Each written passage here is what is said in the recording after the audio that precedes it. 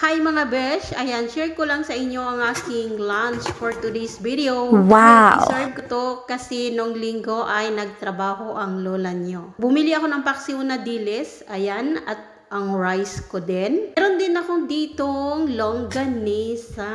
Yummy! So ito ngayon ang aking uulamin today's video. Ayan, so magsasandok na tayo ng dilis na paksiw. Binalot siya sa dahon. Napakasarap. So kung ikaw ay Bisaya, alam mo to kung gaano kasarap. O diba? So ayan na nga, mahalin natin ang ating sarili dahil tayo ay nagtatrabaho. So kailangan natin ng madaming kakainin to this video. Of course, makikita nyo may paksiw. Hindi mawawala ang partner niya na kape.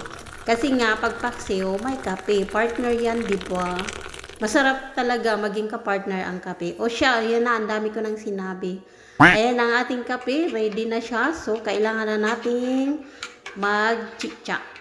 Ayan, sa kulukuyan, iniinit ko pa yung aking kanin dahil kahapon ko pa yan sinaing. Niready ko na, nilalapag ko na ang aking kape. At syempre, this is it, pansit. Ito na yung aking lunch for Wow. today. At syempre, kung alam nyo ang ulam na to, no, dilis to na paksiw. At syempre, kailangan hindi ka magkutsara dahil mas mananamnam natin ang sarap ng ating pagkain pag nakakamay. Lalo na't ang ulam ay ganito pa kayo. O siya, maraming salamat sa panonood guys and God bless. Be safe everyone. So mag-concentrate muna ako pag subo dito. Bye! Ginagawa mo? Mwah!